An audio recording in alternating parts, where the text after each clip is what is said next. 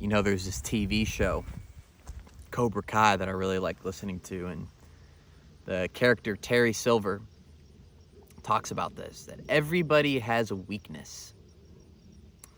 And he was like talking about it in the sense of like, you need to exploit other people's weaknesses, right? But I'm saying you need to identify your own weaknesses as to not get taken advantage of. Everyone has them, right? So don't fool yourself into thinking you don't. It took me years to figure out this, at least for me. Like, and it's kind of ironic. Some of the most simple things can take so long to realize. But as empaths, what is mostly one of our big weaknesses? Well, it's also our strength, is that we have such sensitive emotional antennas. We feel emotions so deeply. And that can be such an amazing thing when you're connecting with someone in such a positive way. But a lot of times people will take advantage of that. And a lot of times it's subconscious. They don't even know they're doing it. So you can't, it's like not even right. It's not even fair to get mad at them. You can, but it's just you're wasting your time. And the thing, you know, the way that they take advantage of you and manipulate you is they play the victim. A lot of people love to play the victim in life. You know, it's so easy to do it too. Just point the finger at everything else but yourself. And there's a lot of people though that are masters at doing it. Like toxic people, narcissists, man, this is one of the main tools that they have in the toolbox to get you as a codependent to do what they want. Is to play the victim, make it about them, and feel bad for me. It's more about me. Like my issues right now are more important than yours. And they'll convince you into thinking that. You know, they'll make you feel bad for caring about yourself. And then it's like, and then they'll target themselves back into being the victim. Right? And you can get caught up as an empath since you're already predisposed to want to help people and want to take away their suffering and empathize with them. You're already connected to them. You're in their orbit, right? And so when they start playing the victim, you just want to help them, right? In the beginning, before you really see through the facade of it all, like you sit there and think you're doing a really good thing and you're being a really good partner, and then they validate you for that. And you don't really realize that you're just getting manipulated and taking advantage of, though. A lot of relationships, I'm not saying all of them, but a lot of relationships are very transactional, if you think about it. They're transactional because it's I provide you this, you provide me this. Now, this is generalizing, of course, but a lot of times in the man-woman relationship, right? The man provides security, the man provides the financial support.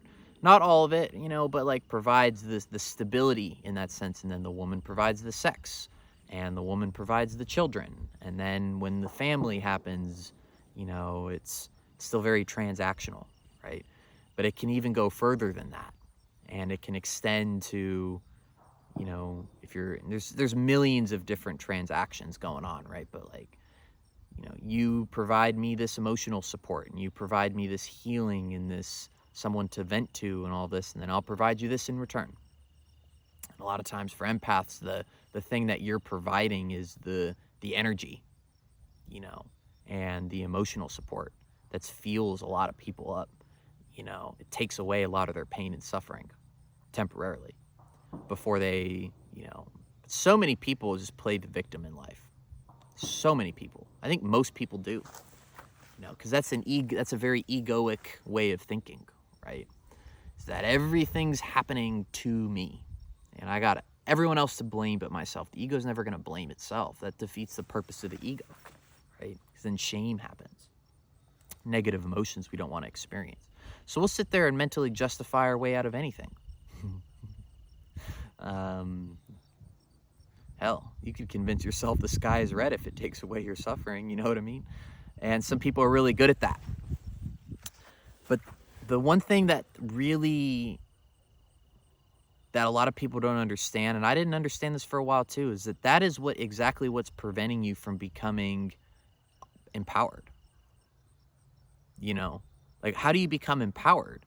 Well, you have to take accountability and ownership for the things that are happening in your life. Even if it's not your fault that thing is happening in your life, you need to understand that to a certain extent, it is my fault. that I'm allowing this. Maybe something happened, but maybe I'm allowing it to continue. What happens in most relationships? This is what happens when no one takes accountability. You hit it off with somebody, and then you start having those expectations of those things that you need from somebody, those transactional little patterns, and then that's not really talked about, and then you don't meet that for someone, or they don't meet it for you, and then you guys break up, and then you just get in a huge fight and you blame it on someone, and then you move on to the next person.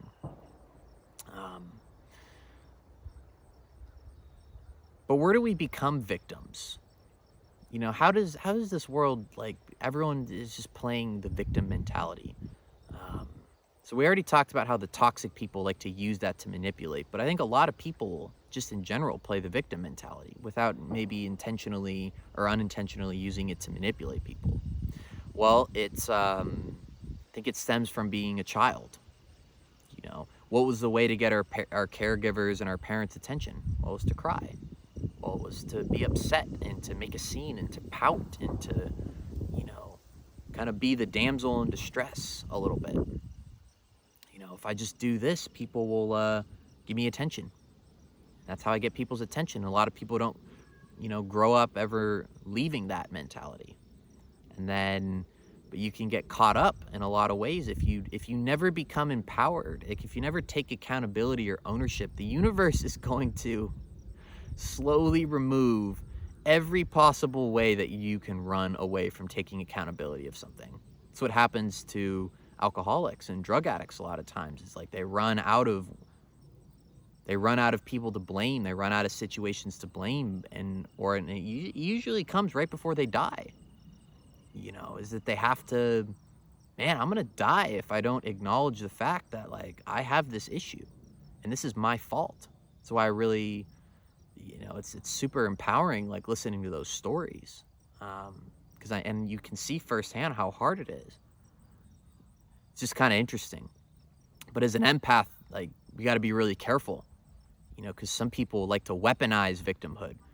Toxic people, I think a big thing that what makes someone, like, unhealthy, right, makes someone's behavior patterns toxic, is that they weaponize a lot of these innate human tendencies that we have, right? So like someone, like an empath, super sensitive, sweet, kind, emotionally intelligent person that just wants to do good in this world, and they take, and then someone sees that, and they're like, oh man, I'm gonna weaponize this. I'm gonna use this to get what I want from this person. Yeah. Then all of a sudden, as an empath or a highly sensitive person, you get caught up in someone's orbit. You base your entire life off of needing to help or fix this person. And then before you know it, that you don't even know who you are anymore. And then that person leaves you because they've either sucked you up, or you just become such a hollow human being that it's like, there's nothing more I can take from this person, so I'm going to leave them. And then you're left in the dust and on the ground. Now, that shouldn't anger you. Don't get mad at that happening. A lot of times people can't help it. It's just how they operate. It's just all unconscious, subconscious behavior patterns. That's like the ironic part. But that's a perfect opportunity when you're in that place to be like, man, like, maybe it wasn't necessarily my fault that this person was doing what they were doing, but I allowed it,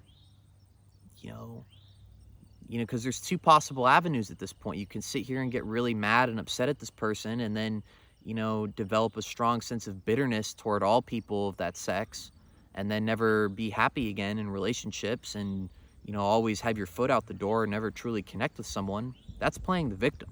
Look what would happen to me. Oh my God, this person was so crazy and toxic and all this stuff. Where it's like, you know what? Maybe that was me, but not a lot of people like to do that, because that's a dark night of the soul right there.